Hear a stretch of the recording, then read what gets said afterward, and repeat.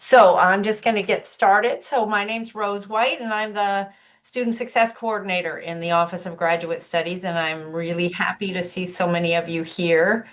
We're really excited that you're going to be in in whatever grad program. We're happy to welcome you, and we want to provide you with as much as support and information as possible as we get started. Um, I'm going to just hand it over right away to Chris Trowbridge, who is really our fabulous supporter in the Office of Financial Aid and Scholarships. And he's going to give us the lowdown. And then I will also talk a little tiny bit about some other um, things that grad studies has to offer as far as support for funding grad school. So thank you for being here, Chris, and take it Yeah, away. no problem. So for all of you who are just kind of getting in, you probably are seeing in the chat that people are putting in what master's program or sorry, what graduate or post-baccalaureate program that they're going to be going into. There's no requirement to do it, but it could be helpful just for me to get an idea of if there's any information that I kind of need to tailor to you guys. Sometimes these uh, presentations don't have quite as many people. So this time there is a ton of you here, which is amazing. Um, so one thing I was thinking about doing today, and I might shift away from it a little bit, but usually what I do is I just kind of launch into the presentation that I have.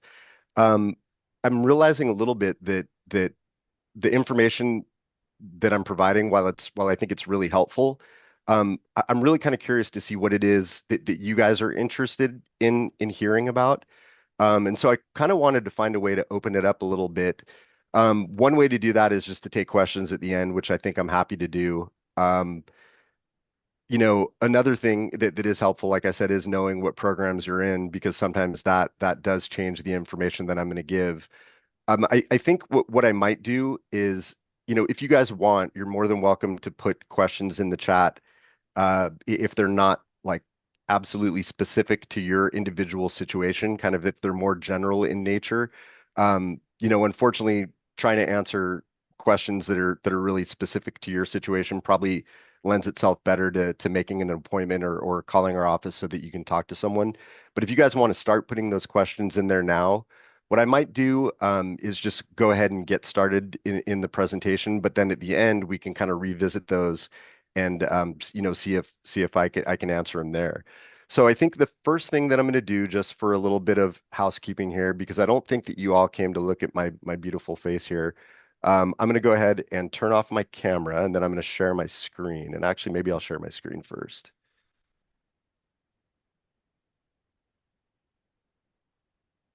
Okay, let's see here.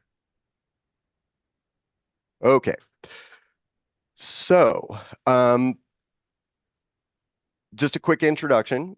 So my name is Chris Trowbridge, and I'm a financial aid advisor here at CSU Chico. And I actually recognize several of your names, which is pretty cool. I think we've probably either emailed or met, over the course of the last few months or so. So it's good to see you all in here. So basically, what I usually do in this presentation is I go over what's really some general financial aid information with you, and then there's also some information that's really more tailored to you guys specifically as students who are entering into a graduate program. And actually, that reminds me too. Um, are most of you guys new students? I'm assuming that most of you are. You can just kind of put a thumbs up if you are. If you're continuing students, you can just kind of indicate that by saying continuing. It could be helpful to know as well. And again, we are recording this, and I think that what I'm going to do is go back and kind of take a look and see at who the population tends to be, and this is just kind of one data point for that. So the other thing is, again, and I already sort of mentioned this, but if you have questions and they aren't of a personal nature, they aren't specific to your financial aid situation, again, please ask them in the chat. And then once we get to the end, as long as we have time, we can go back and try to answer them. If you do have questions that are more specific, call our office, and at the end of the presentation, I'll have some information about how you guys can go about doing that. So let's go ahead and get started. Um, so I think that as graduate students, a lot of this information, at least initially, is going to be things that you hopefully already know. But it's still important to make sure that I go over it with you. So the very first thing that you guys need to make sure that you do is to either submit a FAFSA or a California Dream Act application. If you don't submit one of these two applications, our office, you're not really on the radar for our office, and we can't, determine what types of aid you might be eligible for.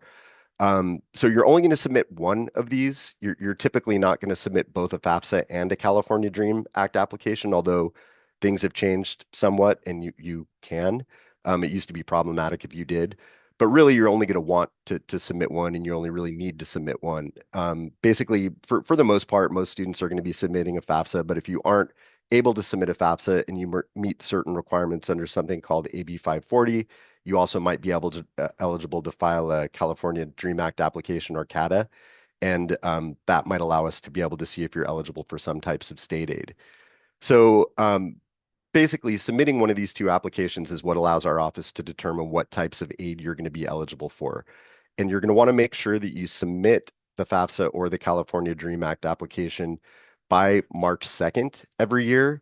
Now, it seems inevitable that every year this deadline gets pushed back recently a little bit. So, like for instance, this year it got pushed back to April 2nd. Um, and that was because there was some changes that happened to the FAFSA, but it seems like that's been happening for the last couple of years. But the bottom line is you really, really, especially as graduate students and especially with some of the changes to state aid eligibility, like state university grant, you really want to make sure that you get your FAFSA in by March 2nd. Um, there's really no reason why you shouldn't, because generally the FAFSA is supposed to open up in October, although it has been delayed at times. But even if it isn't open in October, it's going to be ready to go by November or December or January. So just get it done early so that you don't run the risk of missing out on some type of aid that you would otherwise be eligible for, just because you filed it late. Um, so one thing I want to point out that I think it's a little more clear with the way that they've changed the FAFSA questions nowadays. But it used to be a little bit harder to figure out exactly how to answer these questions. And I did notice that we have some folks in the chat who mentioned that they were credential students. So I'll kind of explain how you would need to answer these questions for if you were in a teaching credential program as well. But what you're seeing here is basically how you would answer the the questions if you're going into a graduate level program. So there's a question on the FAFSA that asks when you begin, oh, sorry, this is a wrong aid year, but when you begin the 25-26 school year, what will your college grade level be? And you're going to answer master's, doctorate, or graduate certificate program. And then and then there's a question that asks when the student begins the 25-26 academic school year, will they already have a first bachelor's degree? And you're going to answer yes. And then when it asks if you're going to be pursuing an initial teaching certification, you're going to answer no. Now, if you're a credential student, the answer is a little bit different. You're actually going to answer no to the first question because, actually, I'm sorry, you're gonna answer other undergraduate is what the answer would be, which is kind of it doesn't make a whole lot of sense. It's kind of counterintuitive. But what's a little weird about being a credential student is that even though you're a post-baccalaureate student, for financial aid purposes, you can still have eligibility for certain types of undergraduate level aid, like potentially Pell Grant, subsidized loan, Teach Grant, Cal Grant. And so because of that, you have to answer the FAFSA in a particular way. Otherwise, um, you're not going to get the aid that you could potentially be eligible for. You're still going to answer yes to the bachelor's degree question, and then you're going to answer yes to the initial teaching certification at the elementary or secondary school level. While I'm kind of going over this, I'm realizing that I might not have updated this to reflect how the questions change, but the same general the general theme is there about how you want to answer these. So bottom line, if you have any questions when you get to filling out your FAFSA, most of you have probably already done this if you're attending this fall. But if you're not coming until spring and you have any questions, call our office and we can help you out. Okay, so um, student aid index. So when you fill out the FAFSA, all of the information that you and also with the California Dream Act application, all of the information that you input gets run through a calculation that basically outputs what's called the student aid index. So for those of you who've been students previously, um, you may recall something called the EFC or the estimated family contribution. The student aid index kind of has done away with the EFC, and in some regards, it's a good thing because the concept of a student aid index is a little more clear in terms of how it functions versus an estimated family contribution, which seemed to make it seem like what what your EFC was what you actually had to pay, which was never the case. Um, Basically, again, the student aid index is going to be this output and that is generated from all of the information that you put on the FAFSA, and essentially it's used as an index to determine financial need and financial aid eligibility. So, again, when you fill out the FAFSA, you're entering all of this information that includes things like student income, tax information, asset information, the number of family members in your household, and all of these different data points, including a bunch of other ones, are run through a formula that's called the federal methodology, and then the output again is a student aid index.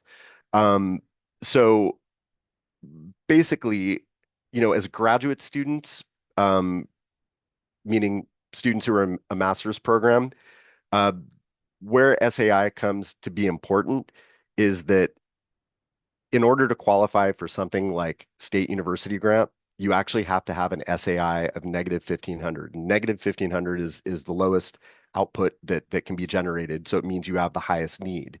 It used to be that you could have an SAI between 4000 and 1500 to qualify for state university grant, but it actually was changed this year, and I'll go over that in a little bit here. But basically, your that student aid index is important because it can determine whether or not you're going to be eligible for something like state university grant. Now, for credential students, um, SAI is still important because it's going to be the determining factor as to whether or not you qualify for Pell Grant, or one of the determining factors that for whether or not you qualify for Pell Grant. It also has an impact on whether or not you qualify for state university grant and other types of need-based aid as well. Um, One thing I wanted to point out as well in regard to the FAFSA is that for master's students, and I've never done this before, just so you guys know, I've never actually split it between master's students and credential students, so I'm kind of you know going off of the top of my head here. But basically, for master's students, one thing that's a little bit different for those of you if you filled a FAFSA out when you were undergrads is that when you were undergraduates. Um, Unless you were over the age of 25, you were probably required to provide parent information on the FAFSA. But once you become a master's student, a graduate student, you're automatically considered independent for financial aid purposes. And what this means is you don't need to provide parent income on the FAFSA. And in fact, when you indicate that you are pursuing a master's on the FAFSA, it automatically uh, changes the questions that the FAFSA automatically changes the questions that are asked. So there's basically something called edits that are built in to the FAFSA. And if you say that you're a master's student, it's going to switch you to being an independent student, and it's not going to ask for parent information, which is accurate. So again, that's kind of why you want to make sure that you answer that question correctly. Now, for credential students, the confusing thing is that even though you're a post-baccalaureate student, again, when we go back to those questions that I mentioned before, you're not considered a master's student. And so you're not automatically independent for financial aid purposes. And so if you're still under the age of 24, then it's likely, and you were dependent when you were an undergraduate previously, it's likely that you're still going to be required to provide parent information on the FAFSA. Um, just so you guys know, it's incredibly common for students to answer these questions incorrectly, and we do have something that's built into our system that automatically puts checklist items out there. And it's most common that these checklist items are put out there for credential students who incorrectly say that they're pursuing a master's or a graduate degree. And so we let you know if you need to go back out and make these corrections. But it is something that's important to be aware of.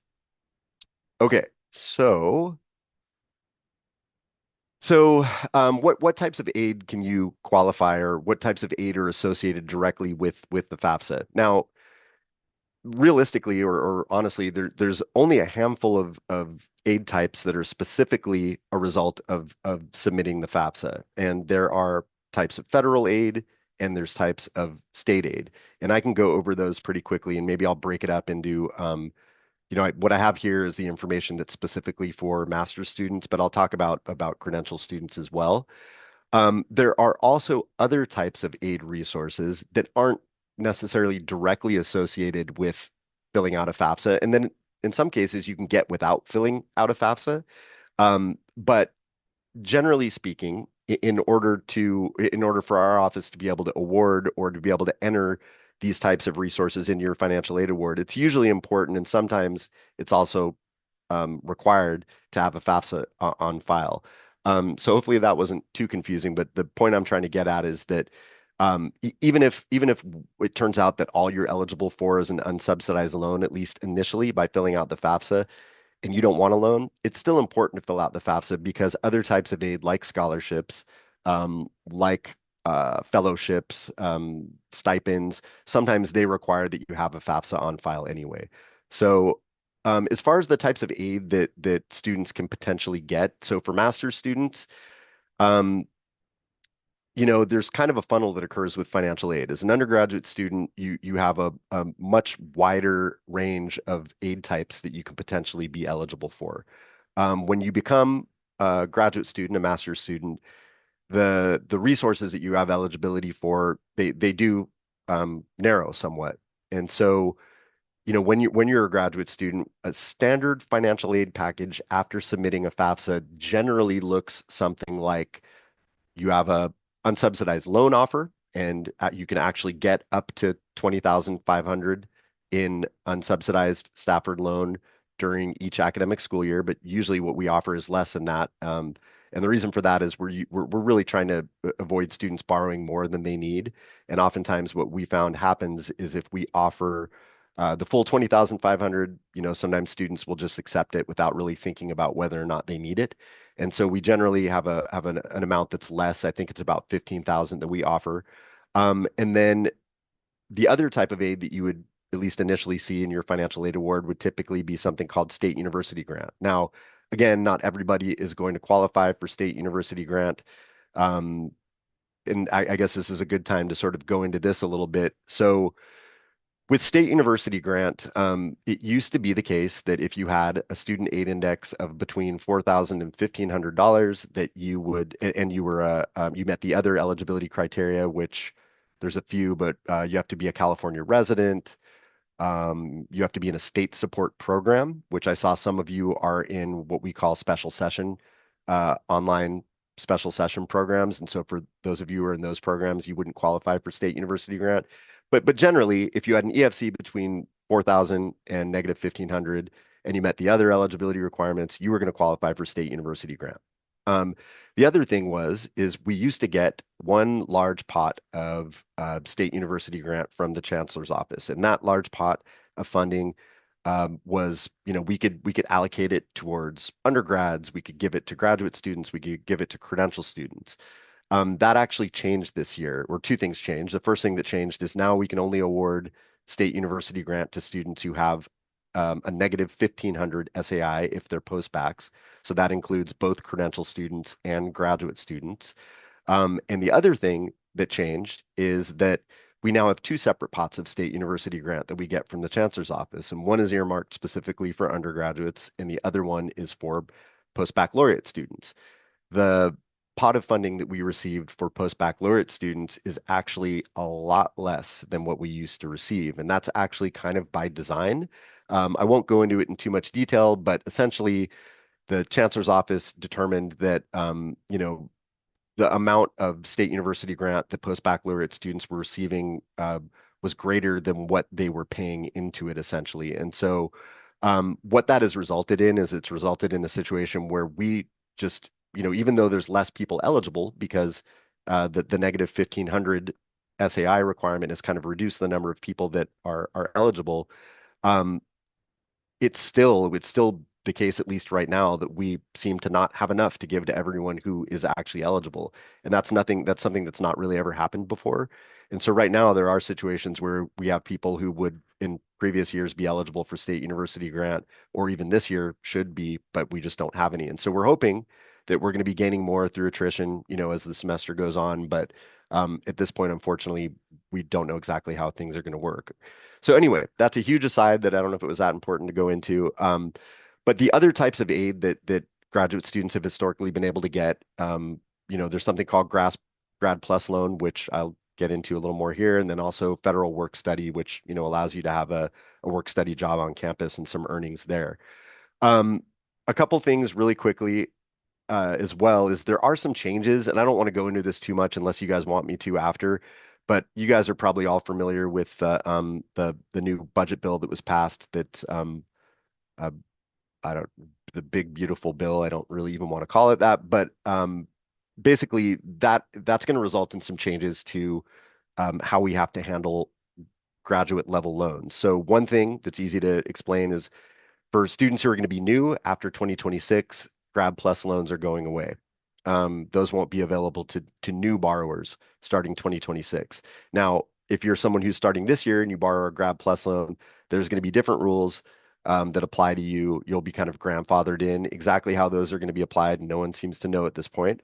But there will be some changes. There's also some new federal borrowing caps that limit the amount of loans that graduate and credential students can borrow in a given year.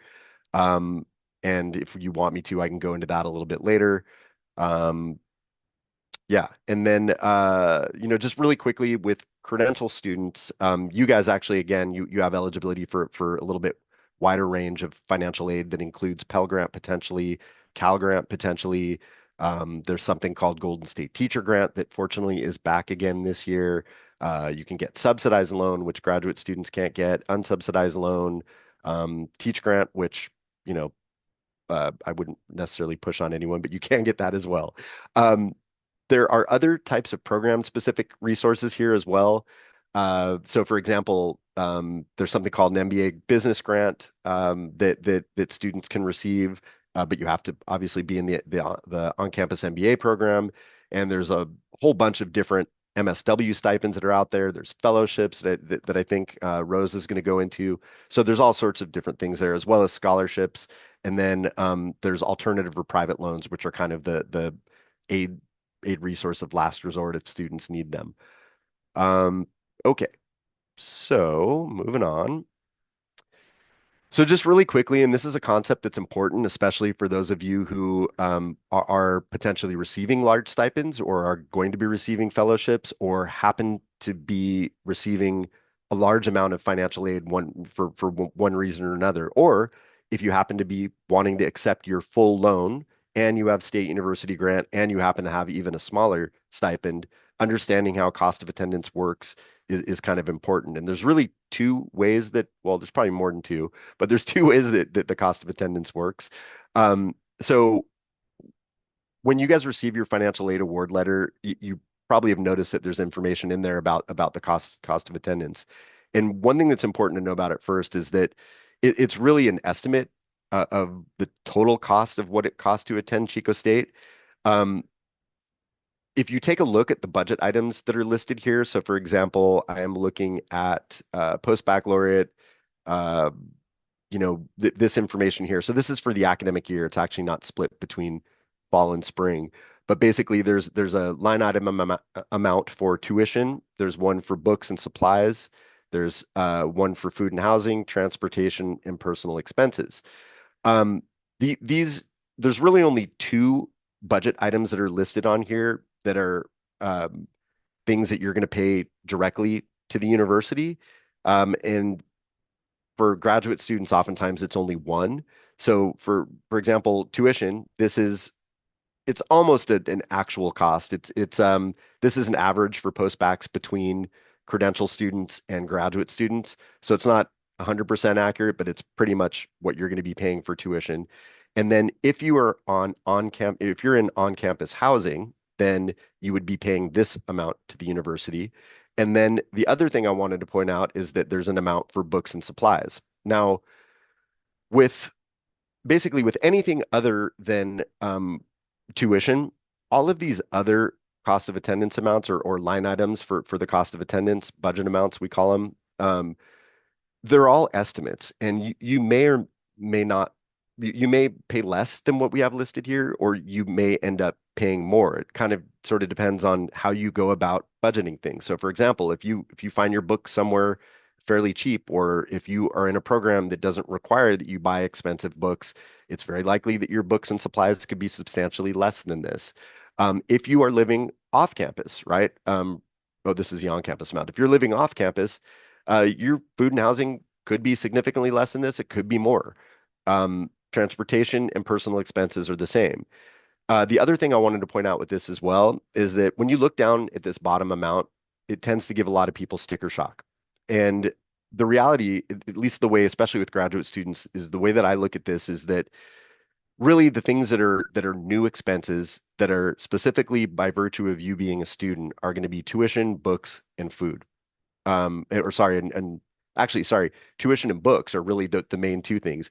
The other pieces here, in most cases, are going to be things that you're already paying by virtue of just kind of being alive. Now, if you have to move to Chico specifically for your program, then yes, housing, maybe a cost that's new, like especially if you were living at home with parents or something like that before. But for most of you, in graduate programs and you know as post baccalaureates, it's often the case that you guys are paying these things already. And so when you look at this amount, really, I think what's probably more important to look at are the things that are new and specific to being a student here. So the other thing that's important to understand about cost of attendance, and I kind of alluded to this when I first started talking about this, is that the cost of attendance is also the upper limit to which we can award any combination of financial aid.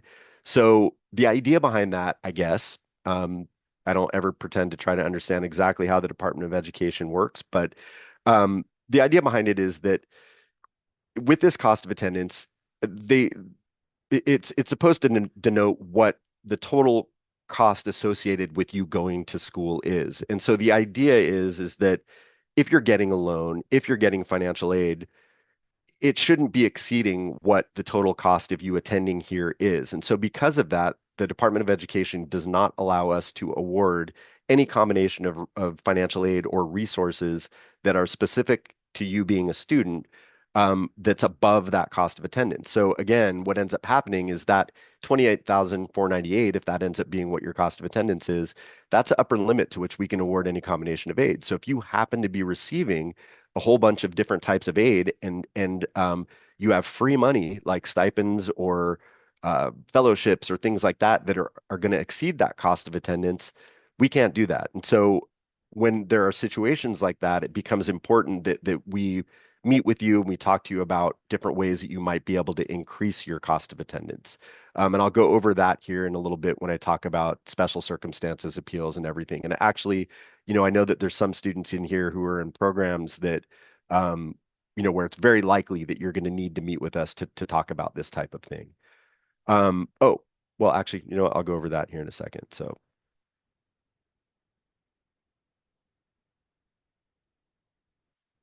okay. So, when you fill out the FAFSA, again, I mentioned that there's certain types of aid that are going to be direct results of you filling out the FAFSA, and you don't need to do anything else. So again, loan offer is going to come if you're eligible for state university grant. That offer is going to come, and for credential students, Pell Grant, um, state university grant, loans, things like that. Those are automatically going to be a byproduct of filling out the FAFSA. Um, Things like scholarships, that is not something that's an automatic byproduct of filling out the FAFSA. There are extra steps that you need to take. So there's a couple of different routes that you can go. So when it comes to scholarships, there's usually three broad categories that we talk about.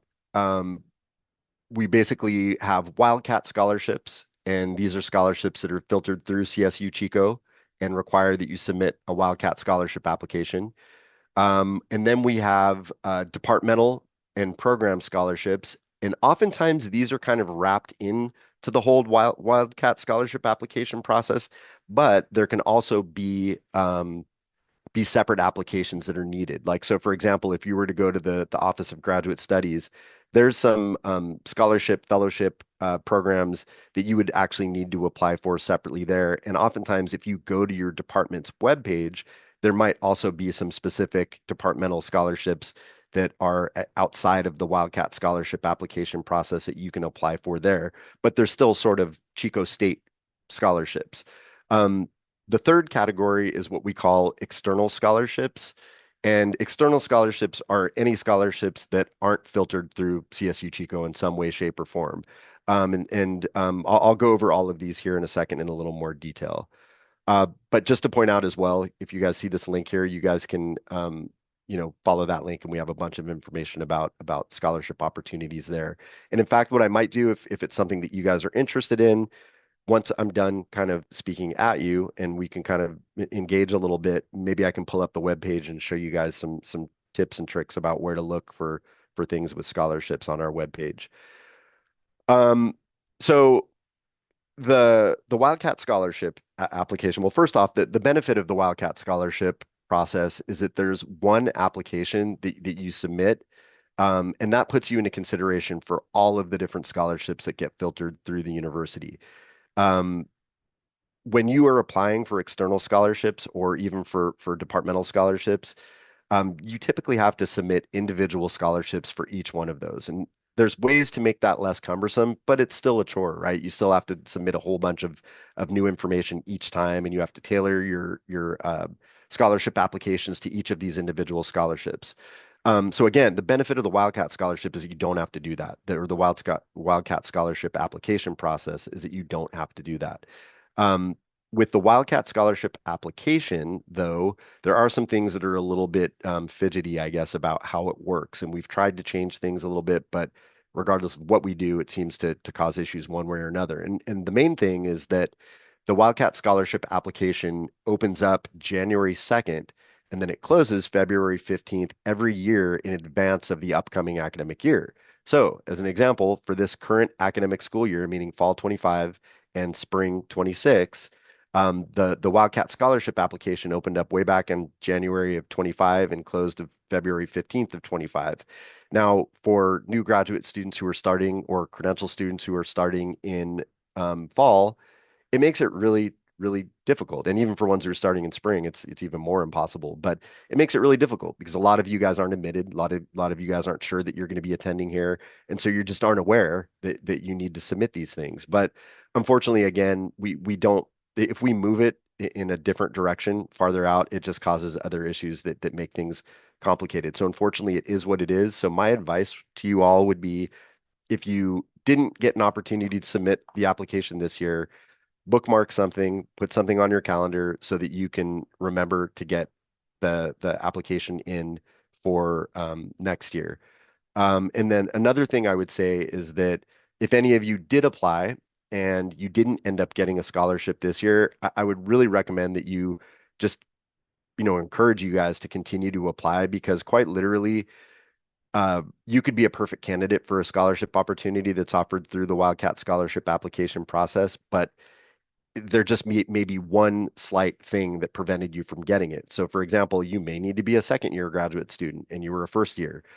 It may be that at the time that we pulled in data about you, because that's what we end up doing is we leverage some of the data that we have about you, like what program you're in and other information. It may be that some of the data that we needed to link you to a perfect scholarship wasn't available. Maybe you hadn't you applied for the Wildcat Scholarship, but you hadn't applied to your graduate program yet. And so we thought you were an undergraduate. There can be all sorts of different things. So bottom line is just please reapply and please continue to apply because you could be a perfect candidate for a scholarship opportunity. Okay. So I'm going to skip the departmental scholarships and everything. So I think Rose is going to go over some of the ones specific to the grad studies office. I think if we have time, hopefully, if I don't kill all the time here. But with external scholarships, I just wanted to provide you guys a few tips and some information. And again, if we have time, I can maybe open up the web page and all of that. But basically, the biggest thing is to start early and be persistent. So when I was a graduate student, I uh, had to submit a bunch of scholarship applications, and it can be a real pain. But if you start early, you're going to have more success. One, because most of the scholarship funders want to give their money away early so that they don't have, that they can make sure that it's going to be spent. And so those scholarship deadlines are often a lot earlier than you think. So you really do want to start looking in January, the year or the 6 months before you're about to begin your program, or even 8 months before you're going to begin your program, because that's when people are trying to give away money. Another big thing that you can do is to create an introduction letter template that you can reuse on all of your applications. That saves you a lot of time from having to kind of reinvent the wheel every single time. Um, Another thing that you want to do or that you can do is you can search the scholarship databases. So, for example, if you go to our webpage and you go to external scholarships, we have, I think, 5 or 6 scholarship databases there that you can use where you can enter in information about yourself, and it will try to match you up with a scholarship opportunity that it thinks is good, a good match for you, that you'd be a good candidate for. These used to not be super helpful when I was a student, but that was like back in the Stone Ages. And so nowadays they actually end up being really, really helpful. So, the ones that we have, why we can't vouch for any of the specific scholarships that they link you to, they're all very reputable. And so you don't have to worry quite as much about information you're sharing. Another good tip is to search the professional association. So let me back up and say this. All of you probably have some kind of career objective when you finish your degree. So whatever your career objective is, typically there's some type of professional association that's associated with it. So if you search on that professional association's webpage, then oftentimes there are scholarships for people who are getting graduate degrees or pursuing post-baccalaureate studies. Um, there's also publications oftentimes that are associated with whatever degree objective you have. And if you look in those, there's oftentimes also scholarship opportunities. And then the final thing would be to talk to your major advisor or go to your uh, department itself. And oftentimes, at least when I was a student, there were scholarships literally posted up on the cork boards that were in there. But oftentimes they might have some leads for you as to where you can find scholarships that are specific to whatever degree you're getting or whatever career objective you have. Okay, so appeals, I'd mentioned this earlier. There's a couple of different types of appeals and reasons why you might want to submit what we call a special circumstances appeal. The first thing is, and I kind of just put this in here today, so we'll see how well this works. But there's two types of appeal results, and there's a whole bunch of different appeal categories we have that we could kind of talk about. But essentially, the appeals result in one of two things. They either result in a reduction to your student aid index, or they result in a cost of attendance increase. And whether or not you want a student aid index reduction or a cost of attendance increase is really dependent on what your situation is. And it's kind of important to make sure that you know which result that you're really needing, because that's going to dictate what type of appeal you submit. If you need a cost of attendance increase, but you submit an appeal that's only ever going to result in a SAI reduction, it's really not going to be of any benefit to you. And so hopefully I can kind of explain how that works a little bit here today. But if it's not clear, what I would suggest you doing is if you have an idea of what it is that you're trying to accomplish, like whether or not you need a cost of attendance increase or student aid index reduction, reach out to our office and we can help you figure out which appeal is probably best suited for you. And if you can't figure out which one you need, reach out to our office and we'll try to help you figure out what you're trying to accomplish and help clarify that for you. But basically, with the student aid index, an appeal that results in a student aid index, obviously the result is going to be a lowered student aid index. And what this can result in is, in some cases, is additional aid eligibility. So, for example, if we had a graduate student who had a student aid index reduction from an appeal and their student aid index went to 5643 down to negative 1500, and we happen to have state university grant, which we don't right now, but if we did, then we could go ahead and award state university grant to that student, and that appeal and that SAI reduction would result in that additional aid resource. Um, there are other times when we might actually be able to reduce a student's student aid index, but it doesn't actually do anything. So, for example, let's say that we had a student who had a student aid index of 15,000, and they have a significant income reduction. And after we kind of enter all that information back into the FAFSA, and I'll talk about how these work in a second, but after we recalculate their student aid index, it drops down to 3,000. Unfortunately, as a graduate student specifically, it wouldn't have any impact on your ultimate aid eligibility because, you know, unfortunately, in order to be eligible for state university grant, you have to have a negative 1,500 SAI. And even though you've had a really significant reduction in your income to have such a large change in SAI, it still wouldn't result in a change in aid eligibility. And so again, this is sort of a good example as to why it might not be a bad idea to just come in and talk to us a little bit about an appeal. We can't ever really tell you exactly what the result is going to be, but we can sometimes tell you whether or not it's something that's going to, you know, benefit you. Sometimes it's easy to look and say, hey, this isn't going to do what you want it to do. So come in and talk to us, and we can take a look for you. The other type of appeal result will be a cost of attendance increase. And this is important for students who are fully awarded up to that cost of attendance, because as I mentioned before, the cost of attendance is going to limit how much total aid that you can receive. So if you have a large stipend, you want full loans, you've got state university grant, you have a couple scholarships.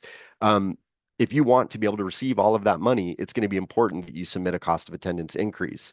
And again, this is only going to really be beneficial if a student is already fully awarded up to the cost of attendance. If you're not, increasing your cost of attendance isn't really going to do much for you. So for example, well, I already mentioned this, if you have full loan and all that other stuff. So let me go back here. Um, so as far as appeal options, we have appeals basically that if you've had a significant income reduction, if you I'm trying to think how to organize these, I guess. Well, let me say this. The most common appeal that people submit would be an appeal for some type of income reduction or something to indicate that the information that was provided on the FAFSA for this year isn't reflective of what their income is now. So, as an example of why this could be important, when you guys all filled out the FAFSA for this year, you provided information on there that was from 2023. We're all the way in 2025. For those of you who may have been working before and now you're coming back to school and you're no longer working or you've reduced your hours, it's pretty apparent and pretty obvious that your income may be reduced. So in situations like this, that's where you might want to consider submitting an income reduction appeal. There can also be other reasons why the information on your FAFSA doesn't reflect what your actual income or what your ability to pay for college is. So, for example, if you have non-reimbursed childcare, or if you support an extended family member like a parent or something like that, um, or you have high reimbursed, non-reimbursed medical expenses, all those are things that we can kind of take into account. And what we essentially do is we use the information that you provide us to either, you know, sometimes reduce your adjusted gross income and then resubmit your FAFSA to have your SAI recalculated, or other times we'll take what your current income is and use that to kind of update the information that's on the FAFSA and then send it off to be recalculated again. Basically, it just allows us to try to have your FAFSA information and your student aid index more accurately reflect what it is that's going on currently. Now, again, generally speaking, these are special circumstances appeals. So generally speaking, you do need to have some kind of special circumstance attached to things. It doesn't have to be something super huge, but if there's some things that are just sort of normal, right? Like if someone has a private business, let's say, and they have fluctuating income from year to year, that might not be a special circumstance because it's normal. It's sort of how the income goes from year to year. So you kind of do need to think about these a little bit. But the big thing I would say is just reach out to our office if you have questions about them and become familiar with the different options that are available by taking a look at our webpage here that I have the link there. And we don't have any appeal workshops that are available right now, but we have, and I think we may have those going back on again. If we do, we will post them on the student information updates that you get via email. And you can also check our webpage, and when we have them available, they'll be on our webpage as well. I have taken so much time. Let me kind of move forward here. Okay, so, oops, sorry, that's not the right one. Okay, so I just kind of want to wrap up here really quickly because I feel like I've taken far too much time. But a couple things to take away from today. Come and meet with us. I forgot to mention this whole thing. One of the things that we really pride ourselves on here at CSU Chico is being available to students. Um, this time of the year is incredibly busy, and so I do get a lot of emails, and I do my best to try to respond to all of them. But a lot of times, the nature of financial aid is such that trying to answer questions via email, it just results in something that's an endless back and forth thread. And so a lot of times, I will recommend that you schedule an appointment with me. And for me, it's always just a lot easier to kind of have a dialogue with the student and understand what it is that they really want to know, and then provide them with the specific information that they need. And so I would really recommend that if you do have questions, that you schedule an appointment with me. It can be incredibly frustrating trying to get an appointment when it's busy. But I would just please encourage you to keep trying if you're having a hard time. And we are, I think, working on how we handle our scheduling process so that it may become easier here in the near future. The other thing that's really important is that you guys are checking your Wildcat, your Chico State email pretty regularly, and you're also checking your student center. There's only so many ways that we can communicate with you, and if you don't check these, then you're missing out on our primary ways of being able to communicate with you effectively. So it's really your responsibility to make sure that you're doing this regularly, and if you don't, you're really running the risk of having your aid delayed or having, information that you weren't aware of be sorry, information that's important to you. Re Yeah. Anyway, not that you guys won't be aware of. Sorry, I lost my train of thought there. And then, yeah, you guys have probably all reviewed your financial aid award letter at this point. And then make sure that you're accepting or declining your financial aid offers. Some types of aid, like grant-based aid, is always going to be accepted for you. But if you have loans, make sure that you're accepting enough to cover what you owe for tuition if you plan on doing that. And then lastly, I just have our contact information here for you. If you want to take a screenshot, you are welcome to reach out. And now, Rose, I am so sorry I took up so much time. I'm going to stop sharing my screen and let you jump in. Yeah, and actually, no, I mean, this is good because really what you are sharing is the most important part of this. And the fact that students can contact financial aid and get a one-on-one with you all, and they can do that even via Zoom. They don't have to be on campus. And so that is going to be very important. And you have covered the most important stuff. I do have a few things to share just about things that are on campus. Folks can find information on the Graduate Studies website. And so if you just go to Chico State's website and you type in Graduate Studies, you'll get to our website. And we do have some information about a couple of fellowships that we have, and I will share some information about that if anybody wants to stick around. But right now, I'd like to prioritize anybody who has some general questions that are not specific to your particular situation that would be too particular. But if you have some general questions that Chris didn't go over, if you're a little bit confused about anything he said, why don't you go ahead and just unmute yourself? And I see Maddie has a question. Yeah, Yeah, and it, so, okay, oh, go sorry, ahead. go ahead, Chris. No, no, you go ahead. I just saw your question in the chat as well, so go ahead. Cool. So I put a couple of them. You answered the one about the appealing for things. I didn't realize I had to do that multiple times. But when it comes to school psychology, you've been really helpful for our group. We're all included in the chat, but we are nervous and we don't know exactly what to do to afford this. So Yeah.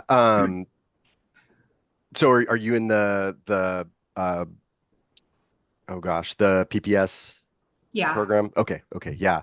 Um, yeah, we can probably talk outside of here, but yeah, there's some things that are in the works. I know that there's someone who's going to reach out to me to maybe help do some lobbying on behalf of you guys, but you know. but unfortunately, we kind of are where we are with that. But I'd be happy to talk to you about it in more detail if you want to meet. That would be great. Okay. Any other questions for Chris on things that you're still kind of unsure about?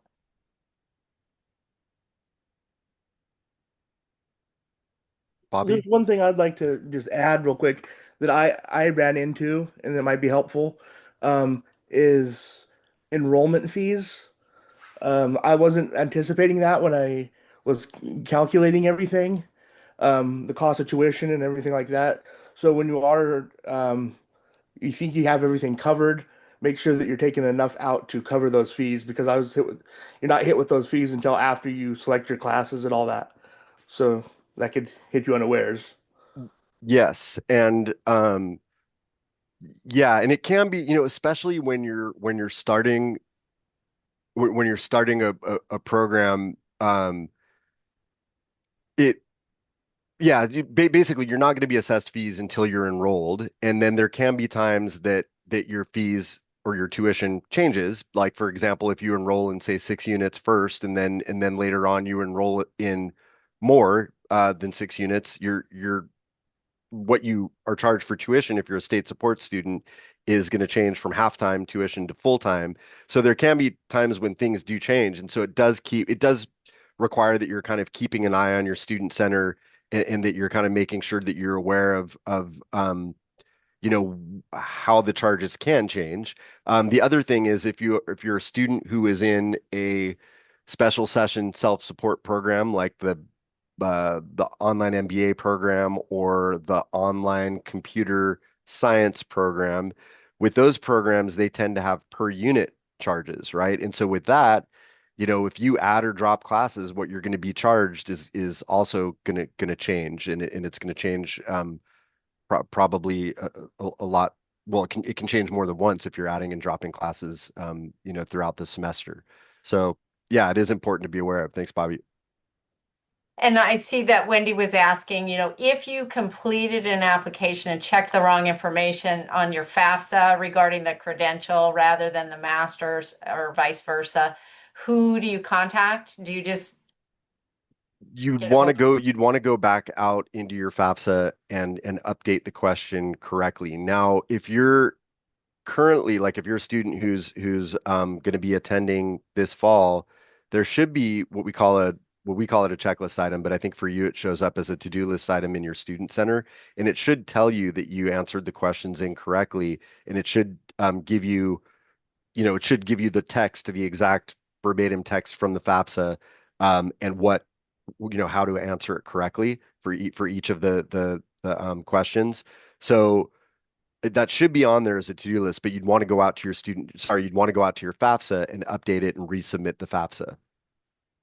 And then if you have done that and nothing has happened, please reach out to our office. Because what happens when a student submits corrections to their FAFSA, meaning that you've already submitted an initial FAFSA for the academic school year, and then you make a correction, anytime you make a correction and submit it, those corrections get sent to our office. Now, oftentimes, corrections can come from the Department of Education itself. Like they can basically make a correction to some element that's on there, or they can send something that has what we call a new comment code on it, or it can come from the student, and it can be a correction that we don't necessarily need to look at, like you've changed your address, or it can be a correction that has an impact on your aid eligibility, like what you're talking about.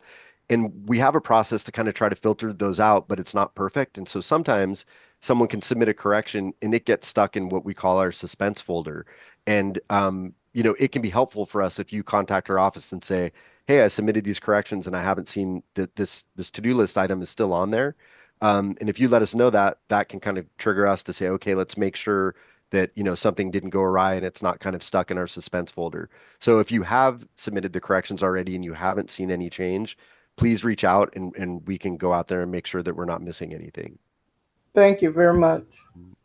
And Daniel's asking whether students enrolled in the online Masters in Computer Science, are they ineligible for the State University grant? And it sounds like that is a sort of it runs through professional and PCE. continuing education, and it makes them ineligible for SUG. It does, and the reason for that, it has to do with fee structure. I mean, it has to do with a number of things, but really it has to do with fee structure. So with state university grant, the way that it works is state university grant is designed to cover the state university fee portion of tuition. So if you're a state support student, your tuition is comprised of campus fees and the state university fee portion of tuition. And state university grant is designed specifically to cover that. And also, the state university grant funding that is available is actually a result of money that's gathered by students who pay full-time tuition. So there's a portion of that full-time tuition that goes into that pot of money for state university grant. When you're in what we call a special session self-support program, like the MS in computer science program, you pay tuition in a different way. You pay basically a flat per unit tuition amount. And so you're not actually paying you're not paying the state university fee, and you're also not paying into that pot of money. And so that's why you can't get state university grant. Now, all of that, and this is something I have to say because it's important. There's not really, I mean, as far as like the degree itself, there's no distinction between a computer science degree from, that's gained from the online program versus the state support program. There's no difference in the degree. They're both from CSU Chico. They're typically the same information. It's just that the method of provision of the program is different because you're able to take it fully online and oftentimes asynchronously. So Thanks, Chris. And then a related question is just to make sure that being in a blended um, bachelor's into the master's in computer science, if that program is the in-person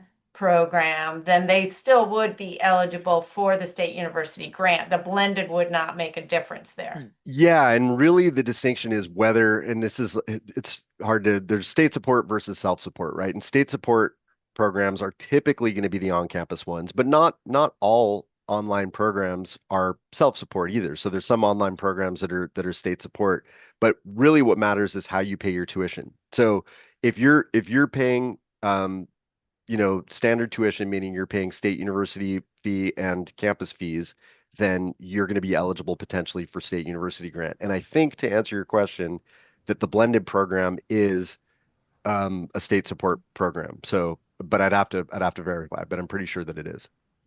And that's my impression as well. Yeah. So, and Wendy has one more question. Okay, if part of your class, most of your classes are in person, but I have like the thing.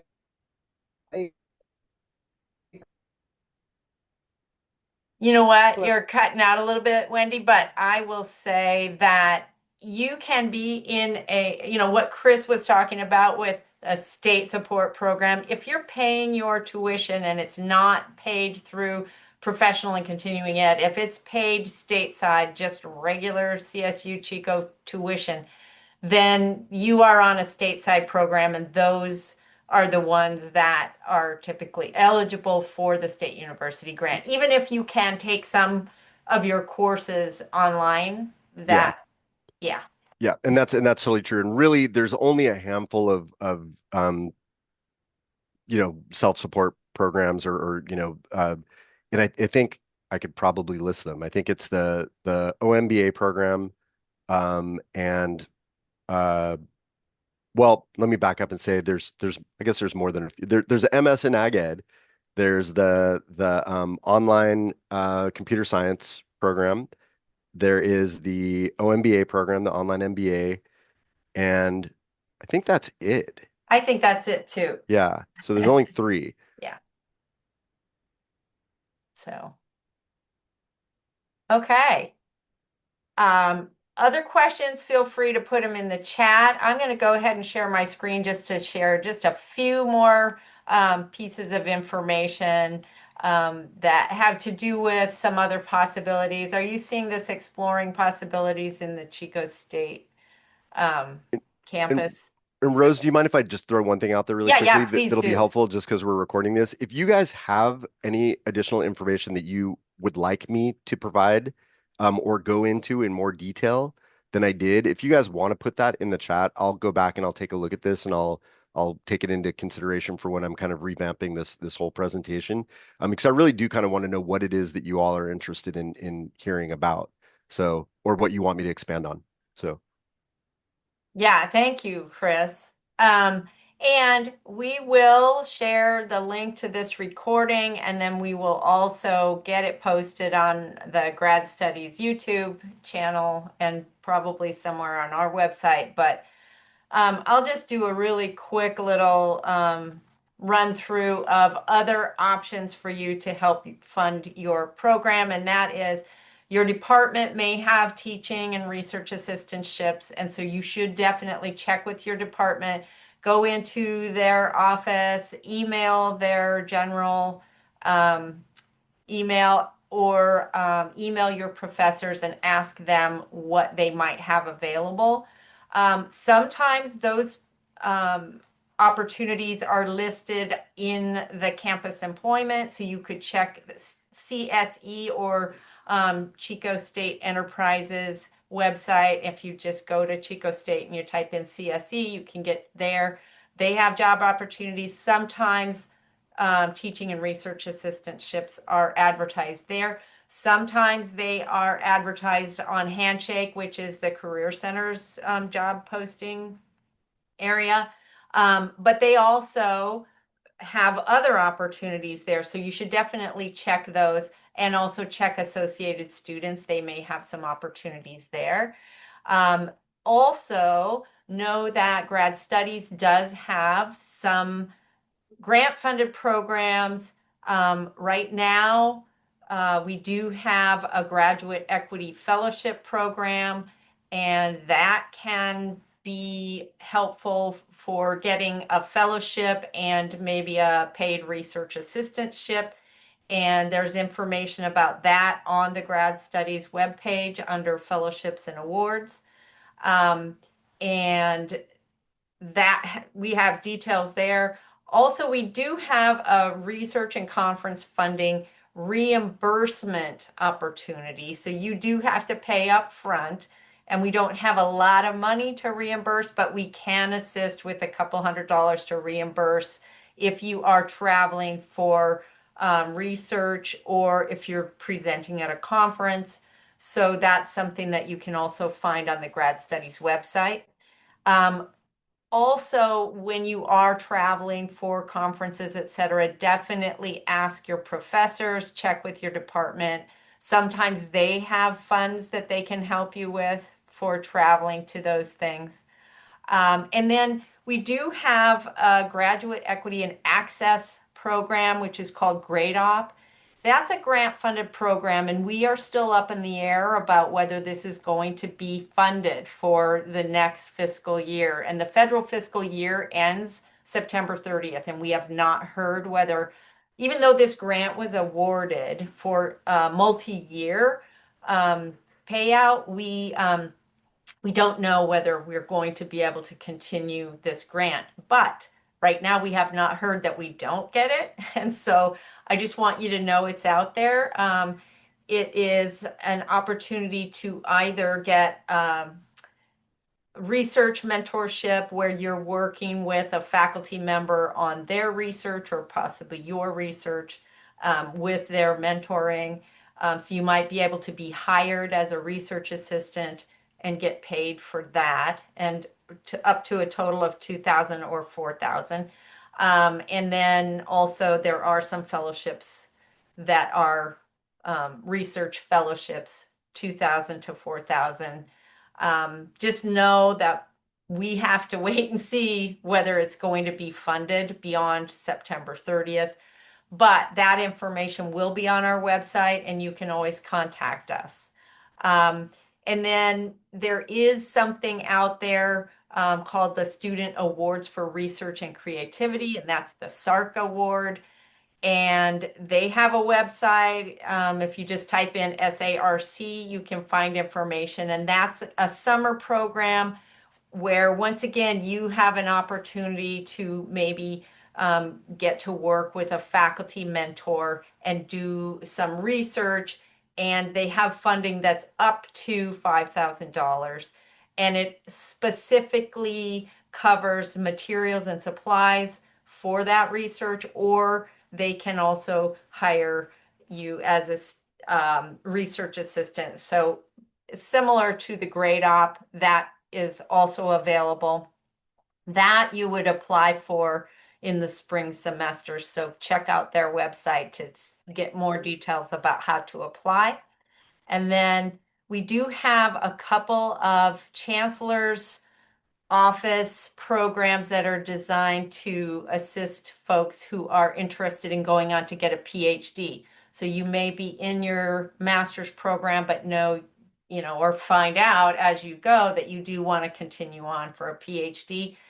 And they have two programs that are designed to kind of increase the pool of faculty at CSUs. And so one of them is the pre-doctoral scholars. You have to have at least one more semester left before you are graduating. And so they always open their applications in December and they close in February. So you would still need to have you'd need to be in um, school fall of 2026 because they won't award it until then.